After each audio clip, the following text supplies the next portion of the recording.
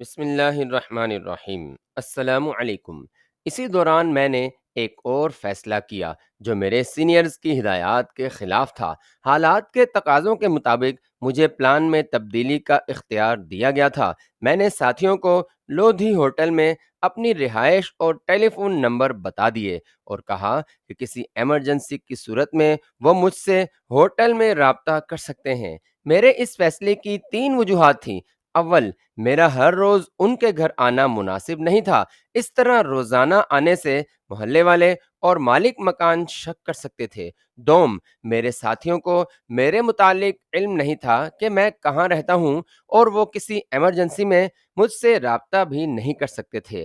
سوم، اگر میں پکڑا جاؤں تو وہ میرے متعلق بالکل اندھیرے میں نہ رہیں۔ میں آہستہ آہستہ ان کو ان کی ذمہ داریاں سونپنا چاہتا تھا تاکہ میری گرفتاری کے بعد بھی وہ طے شدہ امور کو جاری رکھ سکیں۔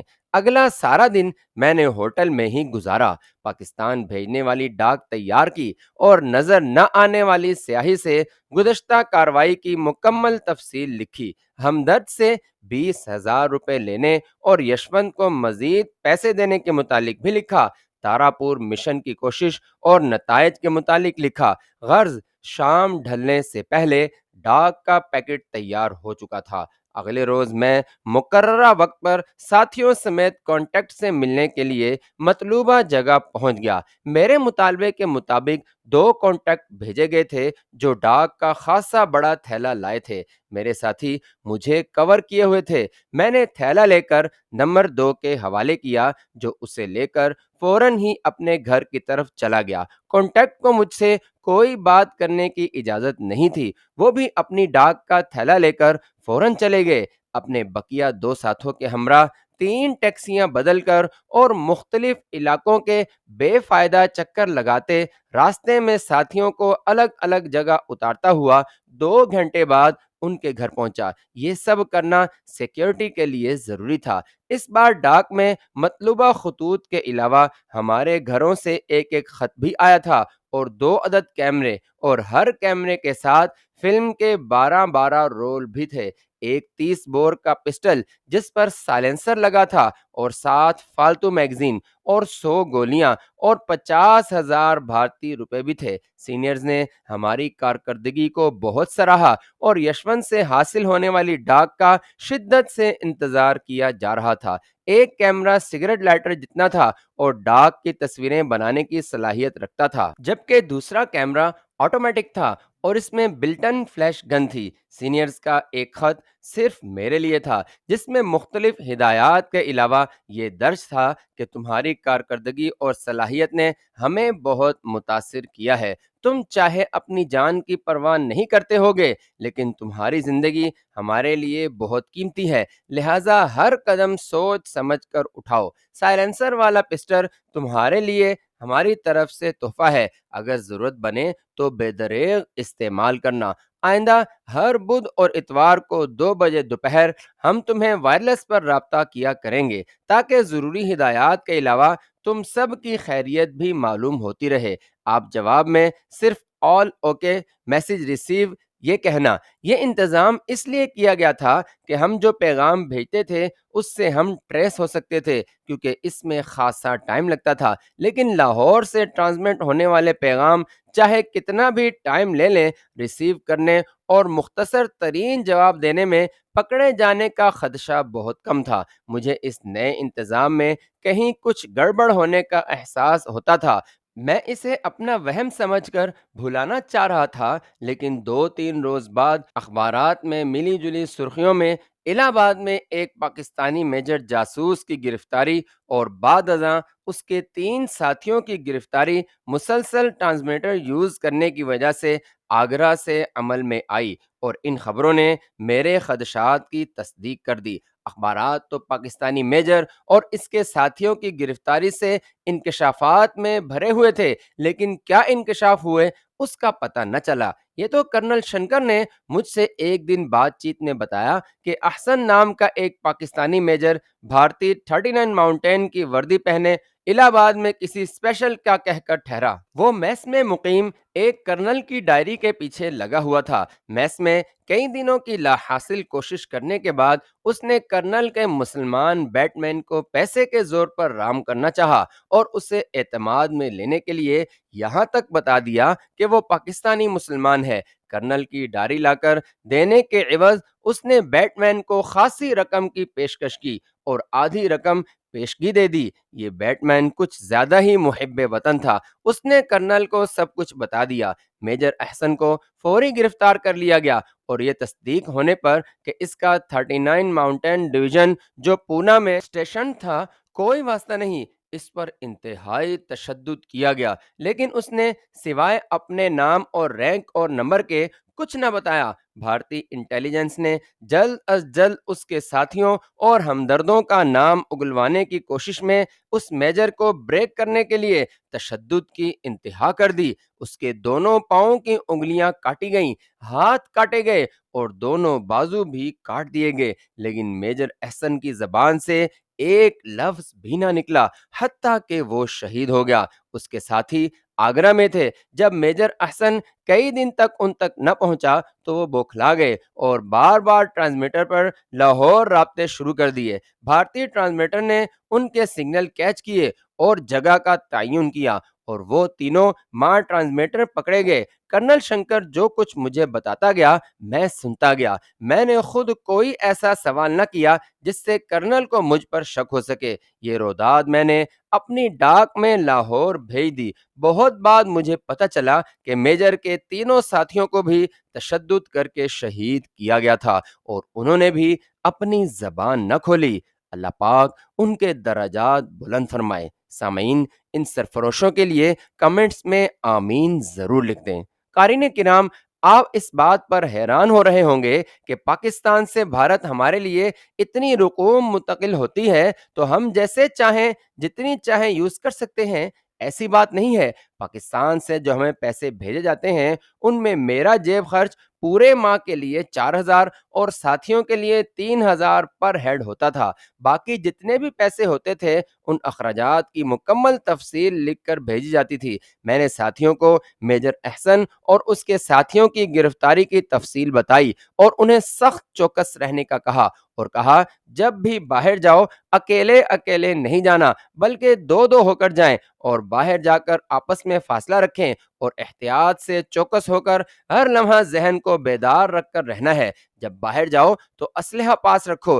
جب دیکھو کہ کام بگڑ رہا ہے تو پھر پیچھے والے پر گولی چلا دو اور بچ کر نکلنے کی کوشش کرو۔ ساتھیوں نے کہا کہ ہم سرائے بیرم خان میں گھومنے کے دوران ایک چاقو چری والی دکان سے ایسی 5 چھریاں خرید لائے ہیں جو آدھ انچ سے بھی کم چوڑی اور 1 فٹ لمبی ہیں اور ہاتھ میں پکڑنے والے عام بید کے بنے ہوئے موٹے دستے میں سکرو کے ذریعے فٹ ہو جاتی ہیں۔ انہوں نے ایسا ایک بید مجھے بھی دیا۔ چھری واقعی بہت سخت اور بے حد تیز تھی۔ بید کے اندر فٹ ہونے کی وجہ سے دستہ بید کا حصہ دکھائی دیتا تھا۔ یہ واقعی کارآمد ہتھیار تھا جس سے آواز نکالے بغیر ہی دشمن کو ہلاک کیا جا سکتا تھا۔ پاکستان سے بھیجے گئے سائلنسر پسٹل کو رکھنے کے لیے کور اور ایسی بیلٹس بھیجی گئی تھیں جس سے پسٹل لباس کے اندر بالکل چھپ جاتا تھا۔ میں نے ساتھیوں کو دوبارہ تنبیہ کی کہ پسٹل اور چھری کا استعمال اس وقت کیا جائے جب کوئی راستہ باقی نہ رہے۔ ساتھیوں کو میجر احسن کی شہادت کا بتانے اور بیعت لینے کا واقعہ ہمارے گزشتہ تسلسل سے تقریباً 12 روز بعد کا ہے، ورنہ گزشتہ پیر کے روز ہم نے پاکستانی کانٹیکٹ سے ڈاک وصول کی اور بھیجی تھی اور اگلے روز یشونت سے میرے ساتھیوں نے دودھ دہی کی دکان پر اس کی ڈاک کا تھیلا وصول کرنا تھا۔ منگل کو میرے ساتھیوں نے یشونت سے ڈاک وصول کی اور کاپیاں بنا کر بدھ کو مغل محل ریسٹورنٹ میں میرے حوالے کر دی۔ کاپیوں کے علاوہ یشونت کا دیا ہوا ایک لفافہ بھی مجھے دیا گیا جس پر موسٹ ارجنٹ لکھا ہوا تھا۔ خط میں لکھا تھا ایک بہت ہی اہم مسئلہ درپیش ہے، آپ سے فوری ملنا چاہتا ہوں۔ بدھ کو رات 8 بجے گولچا سینما کے ریسٹورنٹ میں آپ کا منتظر رہوں گا۔ میں نے اپنے ساتھیوں سے کہا کہ رات 7:45 بجے گولچا سینما کے ریسٹورنٹ میں الگ الگ جا بیٹھیں۔ اور میری یشونت سے ملاقات کے دوران چوکنا رہیں۔ میں جان بوجھ کر 15 منٹ لیٹ ریسٹورنٹ پہنچا۔ پہلے سے وہاں بیٹھے ہوئے میرے دونوں ساتھیوں نے مجھے گرین سگنل دیا۔ یشونت کونے کی ایک میز پر سر جھکائے بیٹھا اور پریشان حال دکھائی دے رہا تھا۔ میں اس کے قریب پہنچا تو اس نے سر اٹھایا۔ مجھے دیکھ کر اس کی بانچھیں کھل اٹھیں۔ بہت انتظار کروایا آپ نے، میں تو مایوس ہو چلا تھا۔ میں نے کہا کہ میں تو صرف 15 منٹ لیٹ ہوا ہوں، بہرحال بتائیں کیا ضرورت آن پڑی؟ یشونت نے میرے آگے فی الحقیقت ہاتھ باندھ دیے اور کہا میری عزت اور زندگی اب آپ کے ہاتھ میں ہے۔ میں نے کہا یشونت بابو بتاؤ تو صحیح بات کیا ہے؟ یہاں میں بتاتا چلوں کہ یشونت کو میں نے اپنا ہندو نام بھی ابھی تک نہیں بتایا تھا، اس لیے وہ مجھے صرف صاحب کہہ کر مخاطب کرتا تھا۔ چند سیکنڈ موزوں الفاظ سے گفتگو کا آغاز کرنے کے لیے وہ چپ رہا، پھر بولا صاحب آپ سے تو اب میری کوئی بات پوشیدہ نہیں، میں شمی کے بغیر نہیں رہ سکتا۔ کل شام میں اس کے ہاں گیا تو اس کی ماں نے مجھے الگ بلا کر کہا کہ شمی کا ایک خریدار اس کے 35,000 دینے کو تیار ہے، لیکن تم پرانے ہو اس لیے میں نے اس سے 1 ہفتے کا ٹائم مانگا ہے۔ اب یہ تم پر منحصر ہے کہ 1 ہفتے میں تم 35,000 دے کر شمی کو لے جاؤ، ورنہ میں اس بابو کے ساتھ بھیج دوں گی۔ ابھی معلوم نہیں کہ وہ سچ بول رہی ہے یا جھوٹ۔ یہ کہہ کر یشونت میری طرف امید بھری نظروں سے دیکھنے لگا۔ میں نے کہا یشونت بابو اس معاملے میں کیا کر سکتا ہوں؟ یہ آپ کا ذاتی معاملہ ہے۔ وہ گڑ گڑانے لگا اور بولا آپ جانتے ہیں میں اتنی بڑی رقم کا بندوبست نہیں کر سکتا، آپ میری آخری امید ہیں، آپ مجھے روپے ایڈوانس میں دے دیں، میں باقی جو ڈاک دیا کروں گا اس میں سے آپ منہا کر لیا کریں۔ میں نے کہا یشونت بابو آپ کی لائی ہوئی سب ڈاک ہمارے مطلب کی نہیں ہوتی، بس وہ ڈاک میں رکھتا ہوں جو مطلب کی ہوتی ہے، باقی جو روپے پہلے میں آپ کو دے چکا ہوں وہ بھی بہت زیادہ ہیں، آپ سے دوستی کی وجہ سے، ورنہ میں نے بھی آگے جواب دینا ہوتا ہے۔ صرف ایک صورت ہے، اگر تم تارا پور والی فائلز جنرل کے دفتر سے لا کر مجھے دے دو تو تم کو رقم مل سکتی ہے، لیکن وہ تو جنرل صاحب کی سیف میں اور چابیاں جنرل صاحب کے پاس ہوتی ہیں۔ یشونت نے مایوسی سے جواب دیا اور خاموش ہو گیا۔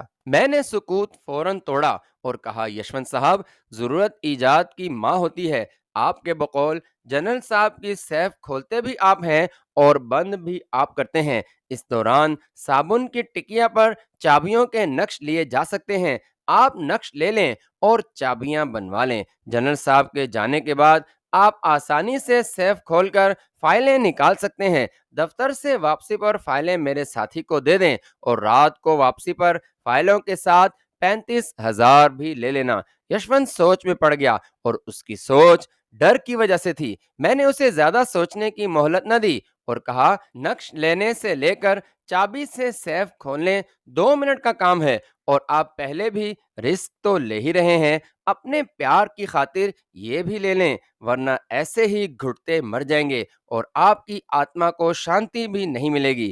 یشونت جنون میں آ گیا اور کہا کہ جب زندگی میں خوشی نہ ہو تو جینے کا مزہ کب آتا ہے؟ زندگی رنگین بنانے کے لیے میں یہ رسک بھی لے لوں گا۔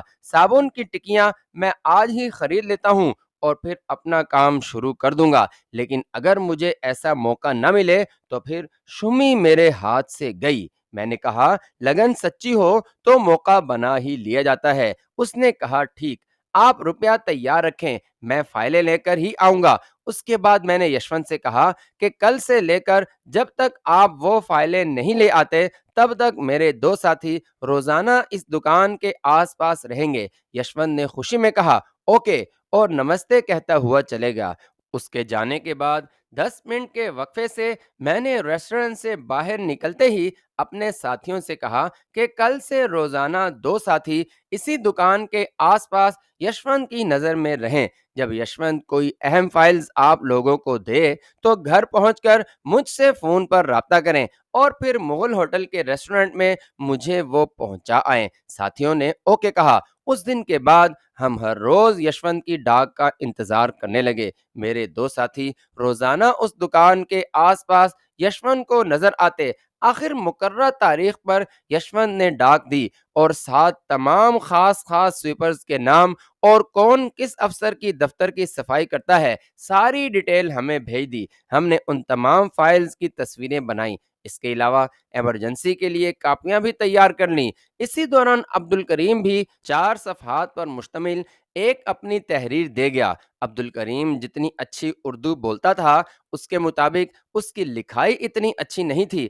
عبد الکریم نے اپنے اور کرنل شنکر کے متعلق بہت کچھ لکھا، یہاں مختصر بیان کر دیتا ہوں۔ اس نے کہا کہ کرنل شنکر سخت بھی ہے مگر نرم دل بھی بہت ہے۔ میرے اپینڈکس کے آپریشن کے سلسلے میں میری فل ہیلپ کی، مجھے پھل وغیرہ لا کر دیتا رہا، پیسے بھی دیتا ہے۔ عبد الکریم کی تحریر کی ایک بات نے مجھے چونکا دیا کہ کرنل شنکر کبھی کبھی نشے کی حالت میں بھارت اور بھارتی افواج کو گالیاں بھی نکالتا تھا اور کہتا تھا کہ کشمیر کے معاملے میں بھارت کی ہٹ دھرمی کی وجہ سے پاکستان اور بھارت ایک دوسرے کے جانی دشمن ہو چکے ہیں۔ بقول عبد الکریم کے بھارت نے مشرقی پاکستان کا بنگلہ دیش تو بنا دیا، لیکن اب بھارت کے ٹکڑے ہونے کی باری ہے، اور یہ کہ جو آئندہ پاکستان بھارت کی جنگ ہوگی وہ ایٹمی جنگ ہوگی۔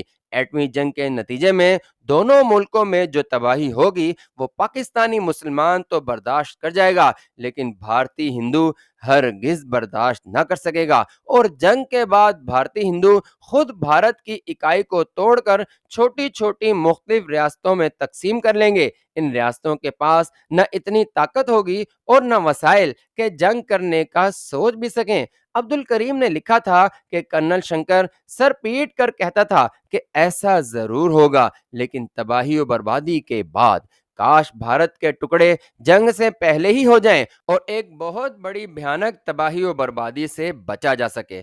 کرنل شنکر کے مطابق دنیا بھر کے مسلمان ممالک پاکستان کی ڈھال بن جائیں گے، جبکہ بھارت یکتا و تنہا رہ جائے گا۔ عبد الکریم نے لکھا تھا کہ رات کے نشے میں کرنل شنکر جو کچھ کہتا، اگلی صبح مجھ سے ضرور پوچھتا کہ کسی اور نے تو نہیں سنا۔ مجھ سے تسلی کر لینے کے بعد مجھے 10-15 روپے دے کر کہتا، جان بناؤ، بھارتی مسلمانوں کو آئندہ جنگ میں بہت بڑا رول ادا کرنا ہے، اس کی تیاری کرو۔ کرنل شنکر کے متعلق عبد الکریم کی تحریر کو میں نے کئی بار پڑھا، بہت سوچا اور بالآخر یہ نتیجہ اخذ کیا کہ میں عبد الکریم کی نگاہ میں بھارتی ہندو اور کرنل شنکر کا دوست ہوں۔ اس نے جو کچھ لکھا ہے وہ درست ہوگا۔ عبد الکریم کو معلوم ہوتا کہ میں مسلمان یا پاکستانی ہوں یا کرنل شنکر کا دشمن اور اس کا افسر ہوتا، تو وہ پہلی صورت میں مجھے خوش کرنے اور دوسری صورت میں کرنل شنکر سے بدلہ لینے اور اسے نقصان پہنچانے کے لیے غلط بیانی کر سکتا تھا۔ یہ تحریر خود اسے بھی نقصان پہنچا سکتی تھی، لہذا اسے درست سمجھا جانا چاہیے۔ کرنل شنکر خود مجھے ایک شام باتوں باتوں میں بتا چکا تھا کہ 65 کی جنگ کے دوران اس کے جوان ریکی کرتے ہوئے ہماری سپر ہیوی گنوں رانی اور شیرنی کی صحیح نشاندہی کر چکے تھے، اور کرنل شنکر نے یہ اطلاع نہ دے کر ان گنوں کو بھارتی توپ خانے اور ہوائی بمباری سے بچایا تھا۔ کرنل شنکر کی گفتگو لاہور سے اس کی دلی وابستگی، اس کی کلاس فیلو سے اس کی محبت میں ناکامی اور دل شکستگی، اب تک غیر شادی شدہ ہونا، ان سب باتوں کا پس منظر رکھ کر عبد الکریم کی تحریر کو میں نے درست سمجھا۔ میں نے کرنل شنکر کا جو خاکہ کھینچا وہ جنگ سے نفرت کرنے، کشمیر پر بھارت کی ہٹ درمی کو غلط سمجھنے والے اور مسلمانوں کے لیے دل میں نرم گوشہ رکھنے والے ایک ایسے شخص کا تھا جو بامر مجبوری بھارتی فوج میں ملازمت کر رہا تھا اور وقت پڑنے پر بھارتی مسلمانوں کو ایک اکائی بن کر ہندوؤں کے تعصب کا مقابلہ کرنے اور ممکنہ پاک بھارت جنگ میں پاکستان کی مدد کرنے کا خواہاں تھا۔ ان پہلوؤں کو پیش نظر رکھتے ہوئے میں کرنل شنکر کے زیادہ قریب ہو کر اور اسے مزید کریت کر بہت مفید معلومات حاصل کر سکتا تھا۔ میں نے کرنل شنکر کو اپنی ویٹنگ لسٹ میں سر فہرست رکھ لیا تھا، لیکن یشونت کا معاملہ طے ہو جانے تک میں کسی اور ایشو کو نہ چھیڑنے کا فیصلہ کر چکا تھا۔ یشونت کے دیے ہوئے سویپرز کے نام میں نے اپنے ان 2 ساتھیوں کو دیے جو پہلے ہی سویپرز کی نگرانی کر رہے تھے۔ انہیں ان 3 سویپرز کو ہینڈل کرنا تھا۔ شمی کی ماں کی دی ہوئی مہلت ابھی باقی تھی اور میں اس مہلت میں اضافہ بھی کروا سکتا تھا۔ یشونت کو سیف کی چابیاں بنوانے اور مطلوبہ فائلیں نکالنے میں جو دشواریاں پیش آ سکتی تھیں وہ بھی میرے پیش نظر تھی، لیکن میں اور میرے ساتھیوں کا حال یہ تھا کہ صبح سے شام تک یشونت کے دفتر آنے تک کامیابی کی آس لگائے بیٹھے رہتے تھے۔ شام کو جب یشونت سر جھکائے خاموشی سے گزر جاتا تو ہم سب بھی مایوس ہو جاتے تھے۔ یہ دراصل تاراپور کے ایٹمی بجلی گھر کے متعلق معلومات کی اہمیت اور ون ٹائم مشن ہونے کی وجہ سے تھا۔ بعض اوقات مجھے خیال آتا کہ یشونت اپنی مہم کے خطرات کے پیش نظر کہیں اس کام سے دستبردار ہی نہ ہو جائے۔ ایسی صورت میں زری کے ساتھ اس کی نازیبا فوٹو اور ہیڈ کوارٹر کی وہ فائل جس پر کلاسیفائڈ اینڈ کانفیڈینشیل لکھا ہوا تھا دیتے وقت جو فوٹو لی تھی اس کا سہارا لینا پڑتا، لیکن میں چاہتا تھا کہ یشونت اپنی دیرینہ خواہش کی طلب میں یہ کام کرے۔ جب شمی کی ماں کی دی ہوئی مہلت ایک دن باقی رہ گئی تھی تو یشونت نے دفتری ڈاک کے ساتھ ایک خط دیا جسے میرے ساتھیوں نے فوری مجھے پہنچا دیا۔ خط میں یشونت نے گولجا سینما کے ریسٹورنٹ میں آج ہی ملنے کا کہا تھا اور وقت بھی خود طے کر لیا تھا۔ مقررہ وقت پر میں ریسٹورنٹ پہنچا تو یشونت کی حالت ناگفتہ تھی۔ اس کا چہرہ اس کی مایوسی اور ناکامی کی وجہ سے بجھا ہوا تھا۔ اس نے بتایا کہ جنرل کئی روز سے دفتر نہیں آ رہا اور اس نے ایک ہفتے کی چھٹی لے رکھی ہے، جس میں سے 4 دن گزر چکے ہیں، اور چھٹی سے پہلے کے 2 دنوں میں نہ ہی جنرل نے اسے طلب کیا اور نہ ہی موقع مل سکا کہ جنرل کے دفتر میں داخل ہو سکوں۔ وہ جب بھی جنرل کے دفتر کی طرف گیا میٹنگ ہو رہی ہوتی تھی۔ یشونت اپنی ناکامی سے حد درجہ مایوس تھا۔ اسے لگا اب شمی کا حصول ناممکن ہو گیا ہے۔ میں نے اس کی ڈھارس بندھائی اور کہا کہ جنرل کی چھٹی ختم ہونے دو، پھر موقع مل جائے گا۔ یشونت نے کہا کہ موقع تو یقیناً مل جائے گا مگر بے فائدہ ہوگا۔ شمی کی ماں کی دی ہوئی مہلت تو کل ختم ہو رہی ہے۔ یہ ایسا موقع تھا جس میں یشونت کی مدت بڑھا کر اسے تر و تازہ کرنا تھا۔ میں نے یشونت سے کہا کہ وہ دل چھوٹا نہ کرے، شمی یقیناً اسے ہی ملے گی۔ میں نے اسے 1000 روپے دیے اور کہا کہ وہ گھر جا کر تازہ دم ہو اور ٹھیک 9 بجے وہ اسے شمی کے بالا خانے پر ملے۔ میں شمی کی ماں کو مزید مہلت دینے کے لیے منانے کی کوشش کروں گا۔ یشونت اور میں اکٹھے ریسٹورنٹ سے باہر نکلے۔ وہ اپنے گھر کی طرف چلا گیا اور میں نے ٹیکسی پکڑی اور سیدھا شمی کے بالا خانے پر پہنچ گیا۔ میں دراصل محفل جمنے سے پہلے ہی شمی کی ماں کو بریف کرنا چاہتا تھا۔ جب میں وہاں پہنچا تو محفل سجانے کے سامان ہو رہے تھے۔ میں نے شمی کی ماں سے علیحدگی میں جا کر کہا کہ آج رات میں اور یشونت 9 بجے تمہارے ہاں آئیں گے۔ یشونت کے مہلت مانگنے پر پہلے تم انکار کر دینا، میرے بہت زیادہ اصرار کرنے اور یشونت کے لیے میرے 5000 پیشگی دینے پر اسے مزید 10 دن کی مہلت دے دینا۔ یہ باتیں سمجھا کر میں واپس ہوٹل چلا آیا۔ 9 بجے تک تیار ہو کر اور پیسے لے کر میں پھر چاوڑی بازار شمی کے بالا خانے کے قریب پہنچ گیا۔ یشونت وہاں پہلے ہی پان کی دکان پر کھڑا تھا۔